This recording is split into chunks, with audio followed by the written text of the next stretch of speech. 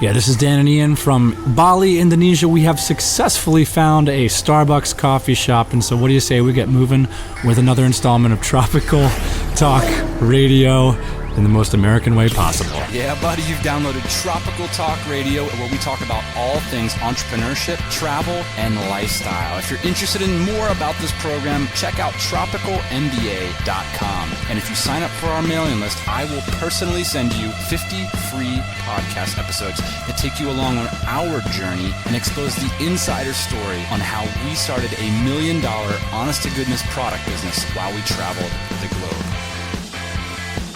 All right, Ian, we're jacked up on caffeine. If you guys get jacked and stick around with us for the rest of this episode, we're going to talk about a little bit about SEO. We're going to talk about mission statements versus plans and why we're really focused on creating mission statements for our businesses this next year. And speaking of missions, Ian, we're going to do $1 million this year. Yes. So it's a pretty incredible story. It's a little bit disconcerting. It's kind of crazy. We're going to talk about some lessons we learned there. Let's get started with SEO. First things first. This guy, Travis, that everybody's been, just amazed by this guy. Yeah, Travis is in the DC, and he's pretty much staying in our house right now. I think he got a coast right down the street, but he landed in Bali, ended up on our couch for a few weeks, decided he likes us, likes hanging out in Bali. Yeah, he probably likes hanging out in Bali more than he likes us. But I like Travis, Yeah. So I'm sitting around the bar with him the other night, and I turn to him and I say, Travis, be honest. How many people do you think in the United States know SEO better than you? And he looked at me and said, 500. Yeah, I think it's pretty accurate. And Travis knows his stuff. I didn't freak out. I didn't do the hoot and holler thing. I just kind of nodded my head and I was like, this mofo might be accurate about that. Here's the thing about why Travis probably knows more than everyone except for 500 people is because he learned SEO out of necessity. Travis has a health product, and he had to find a way to get up through the Google rankings in order to sell his product. I mean, this isn't a traditional business. He doesn't have product on the shelves in some store. He is strictly selling through the internet. So it was a necessity for Travis to learn SEO. Yeah, and the reason we're pumping this guy up is the program that we have is not just talk. Really, the Lifestyle Business Podcast every Thursday morning, listened to by thousands all around the planet. If you want to hear some mind-blowing SEO, and I'm talking about mind-blowing, we're not going to hold anything back. Well, that's not true. We're actually going to hold quite a bit back. Yeah. But we're going to share some amazing things that can get you started on a whole different journey. And I'm not talking about searchengineland.com. I'm not talking about SEOmoz.com. Yeah. I'm not talking about this shit. I'm talking about the real dank shiznit. We're talking about strategies. We're talking about dropping 10 grand on the strategy here pretty soon. We're talking about fucking Travis is spending our money for us. Yeah. Buddy. And this stuff's for real. Because like you said, a health product. Type in a health key term nowadays. I mean, imagine if I went to you and said, I'm going to start I don't know. I don't want to get too close to but you know what I'm saying? I would say you're crazy unless you're not an SEO expert, and that's exactly what Travis is. Yeah, and so that's going to be amazing. That's going to be Thursday morning. Definitely subscribe to that via iTunes. Speaking of iTunes, if you subscribe to Tropical Talk Radio, if you're at the blog, tropicalmba.com, all you got to do is go to the blog, click through the iTunes. This audio will be automatically updated 2 to 3 times a week directly to your phone or other device. That's baller. And leave us a review ski while you're there. Yeah. Nothing critical, man. If you want critical, we will follow up on that feedback. Just email it to us. We only really need the baller reviews on that. Yeah. It's just for rankings, right? I mean, one more circle around with this SEO thing and why we're so hot on it right now is just because we got so much new information this last week that we didn't have before. We've been plugging along pretty well. Finding what we need to find to kind of stay up where we're at, but not a whole bunch of growth. Now I think we've got a real growth plan. But I just want to point this out in terms of SEO. If you're not number one, somebody else is, and they know more about SEO than you do. So you kind of look at the front page of Google 1 through 10 and you say, everybody ahead of me knows more about SEO. And so you gotta learn that's more a cool than they way know. To frame it up. Yeah, right. I like So that. everyone ahead of you knows more. It's a fight. It's a zero-sum game, man. There's only one spot at the top. Totally. That's why I'm so excited to fight. You said on the last podcast, every time you start a business, you're taking somebody's money. I'm like, that's not true. That's not true at all. Not necessarily, but that's how I frame it up in my head.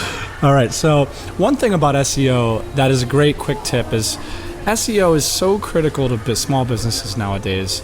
you can't go out and hire away SEO because the strategies involve, like, they go right to the top of any organization. How you're going to position your product, how you're going to name it, all this kind of stuff.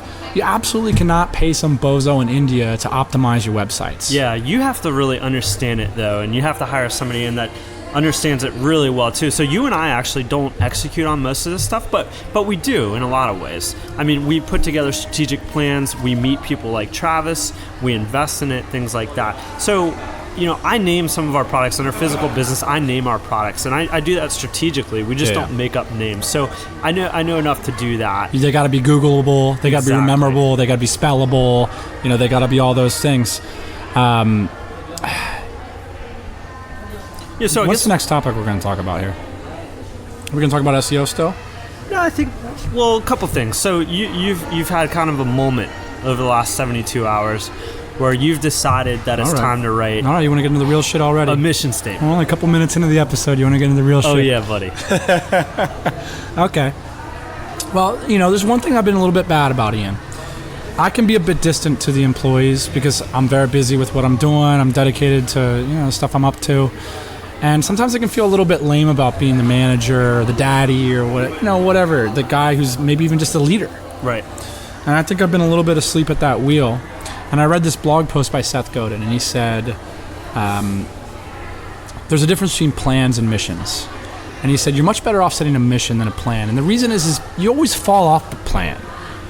And with a mission, that's something you can really stick to, even if the particulars change. And so I thought, he's right, and especially as we grow our staff and make investments in our staff, and we've got all these people involved now, I think we really need to tell them who we are and who we're serving and what those quantifiable things we're trying to do are. So give me an example of what you're thinking in terms of our mission statement for this year. And we've got a lot of products that listeners know about, some products that listeners don't know about. So involve some of the products that the listeners know about, like the Dynamite Circle. I mean, what's our mission shaping up to be that you're thinking about? All right, so here's the thing: the difference between a plan and a mission for me is that you can't really have a mission that's about your selfish desires, right? You can have a plan. It's like, I want to have this much revenue coming in, and I want to have this much members, and I want to have this much. And a mission has to be bigger than that because it has to inspire not only your employees and yourself, but it has to inspire your market too. I mean, you have to be humble. Think big, but act small.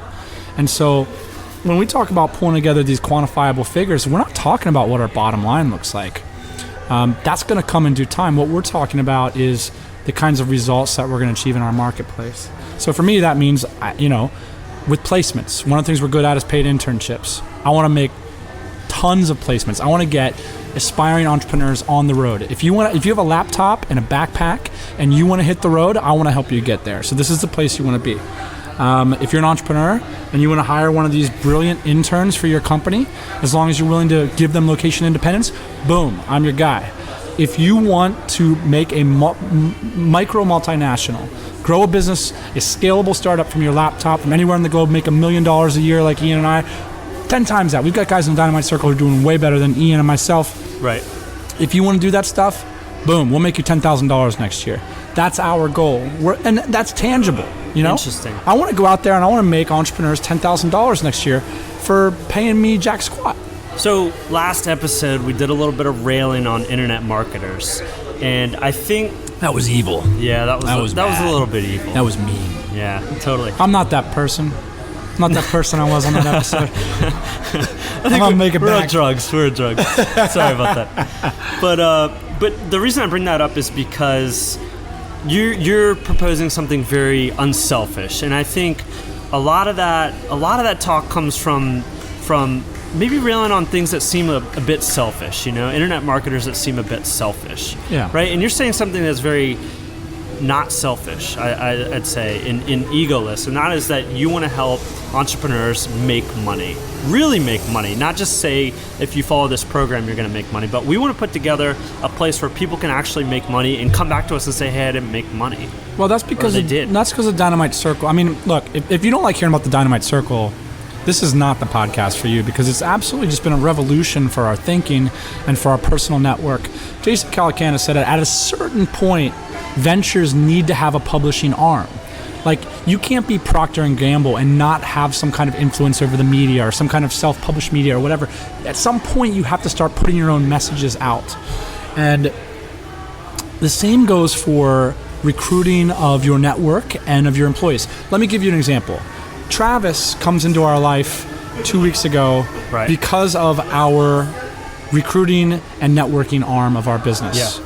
And it's become, we can't just be the guy who reads SEO Moz. Yeah. Like, that's not going to cut it. Like, you need to have better information than that. And once you get to a certain scale, you need to have better employees, better information. You're not going to get it from going and just reading the same damn blog that any Joe off the street can read. Here's what's happening, and I think this is a bit of a revelation for me. So we're talking about basically these mission statements, right? And I'm thinking about milestones. So we just sat here last night. All right, so let's talk about, you're changing the topic here. I want to circle around though real quick here. So when we're talking about milestones, we're talking about really important events in your business. For us, we've been in business for about 4 years. I'd say that there's only been maybe 4 milestones in our business.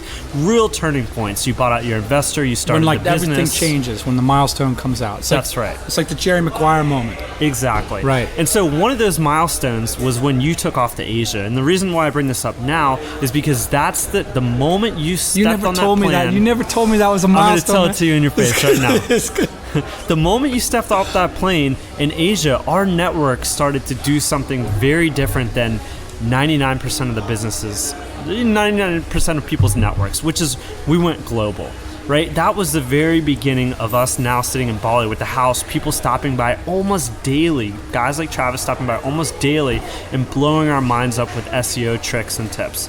And the Dynamite Circle and this huge network. So as soon as you decided to leave the country, most people would think that would be a horrible thing for your business. It was a bad idea. It was the best. It was one of the best things that could have happened for our business. It was a milestone.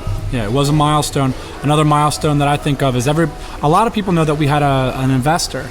That's a story that's going to come out in the wash here in the next couple of years. By the way, next year we will reveal our niches. That's part of what we're going to be doing. I don't know if we might even do income reports like Pat Flynn's doing. We need to get a little bit more detailed, I think, for that.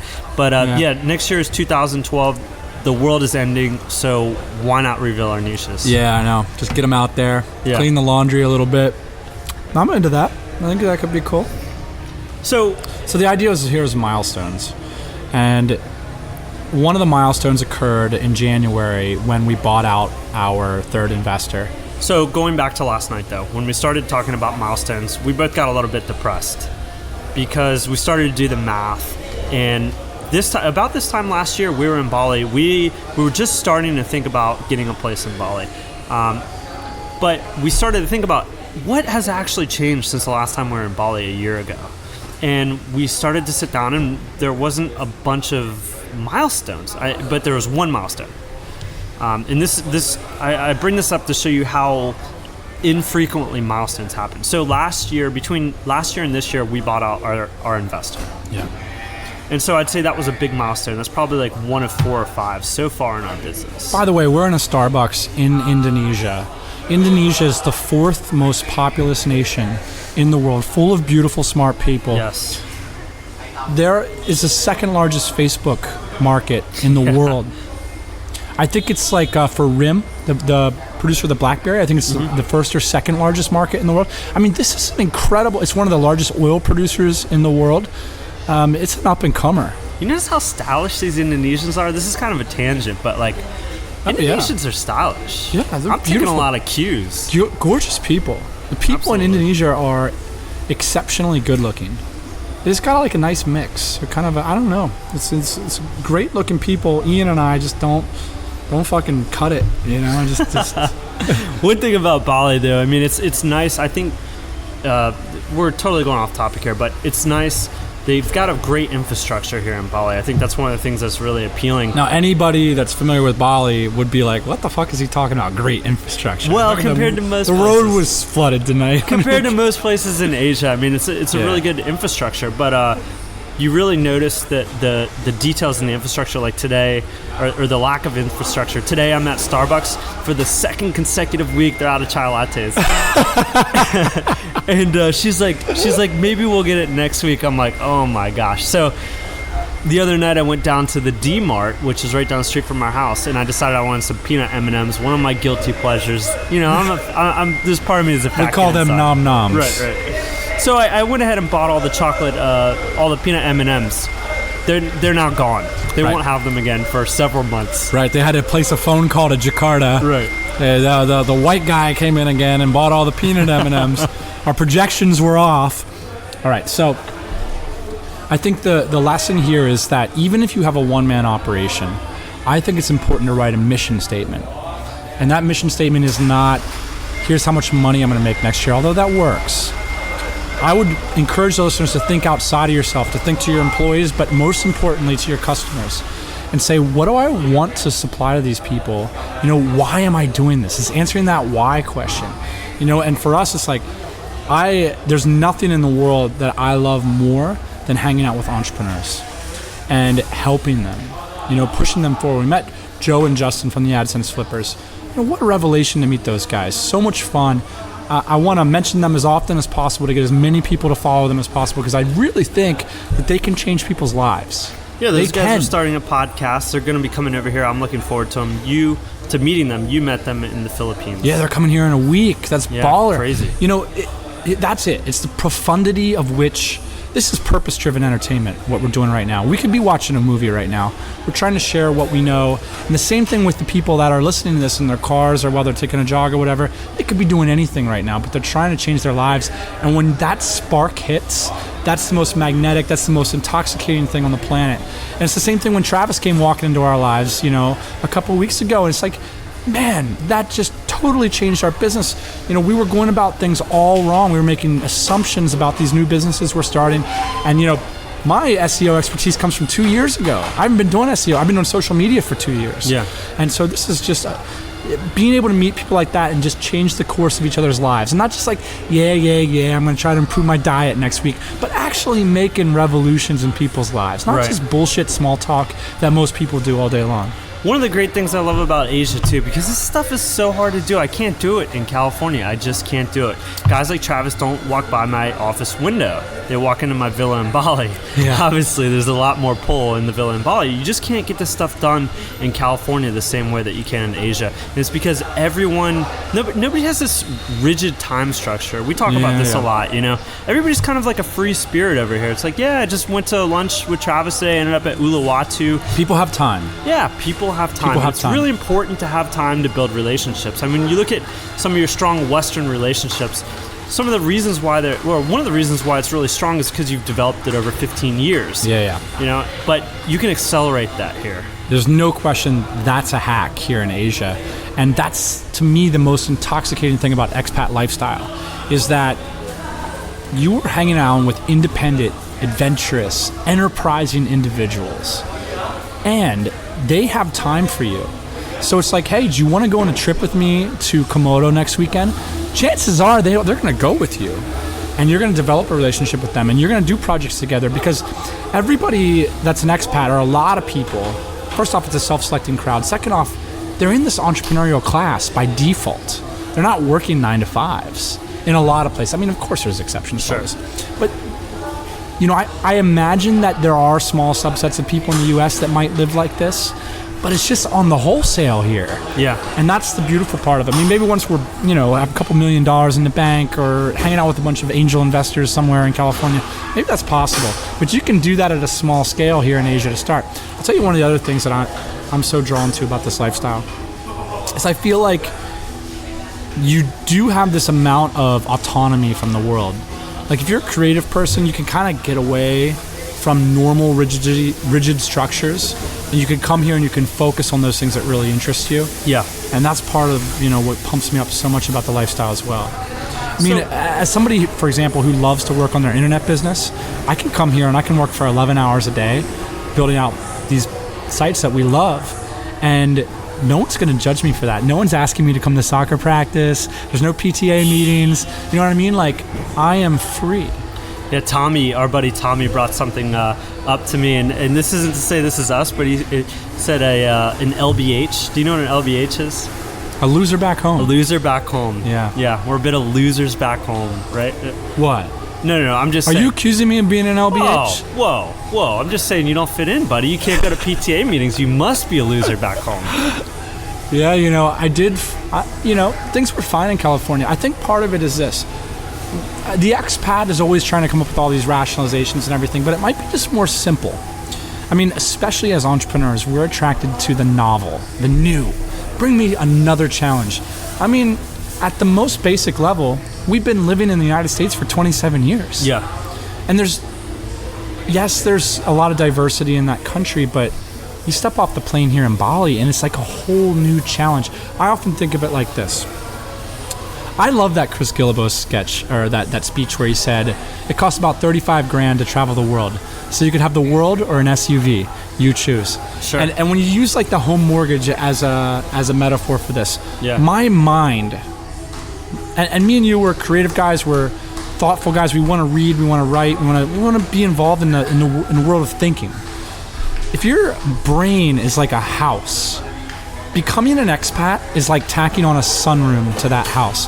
Like there's a version of myself that lived in Vietnam for a year. There's Vietnam Dan, and I've got friends, experiences, expertise, all kinds of incredible things that entered into my life. That was that whole nother room of experience.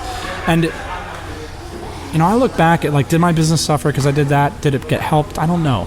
But does it matter? No, because there is no amount of money that anybody could pay me. I mean, the average American male lives, 76 years? Yes. Okay, well, 18 of those years I was shitting my pants. So, do the math on it. 1 out of 50 years I got to live this incredible, exotic experience.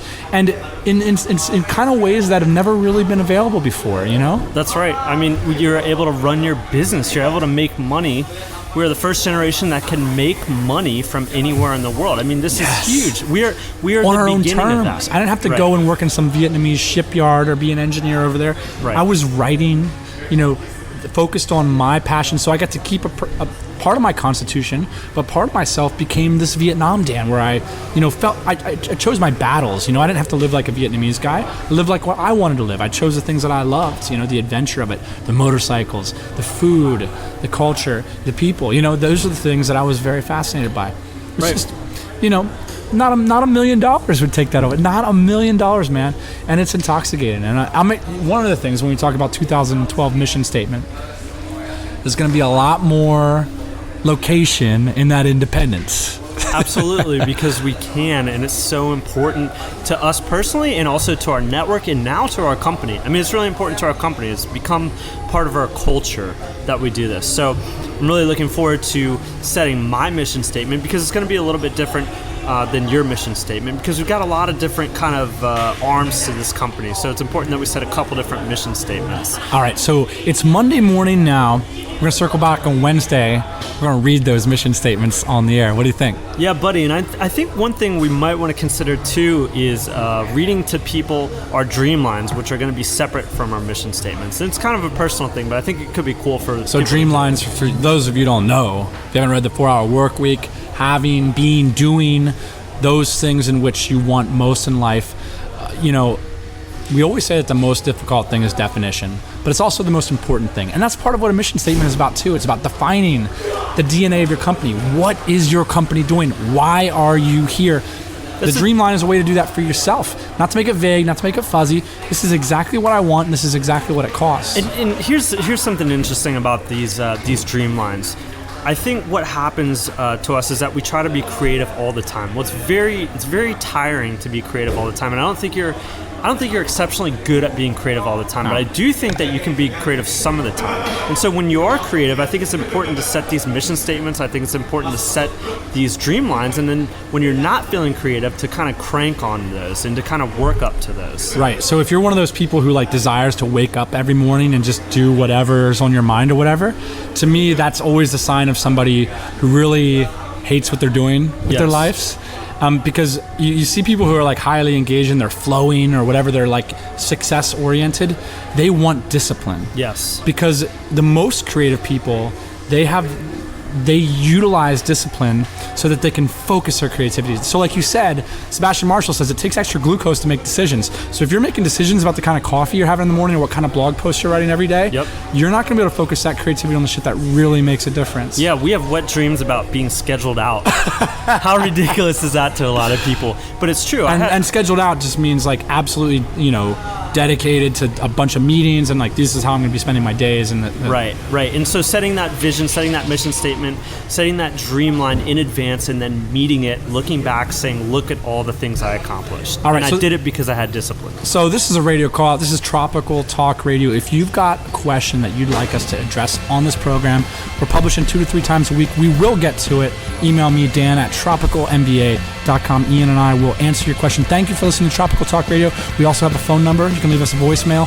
Check that out at the website. Let's talk very soon, Ian. It's great to have you here in Bali. We're going to do a lot more podcasting. See you next time. Hey everybody, thanks for listening. Don't be shy. We've got a mailing list. Check it out at tropicalmba.com. Get yourself signed up and we'll keep you up to date on everything we do, plus give you those 50 free podcast episodes. If you want to say, hey, check me out on Twitter at Tropical MBA. We'll see you soon.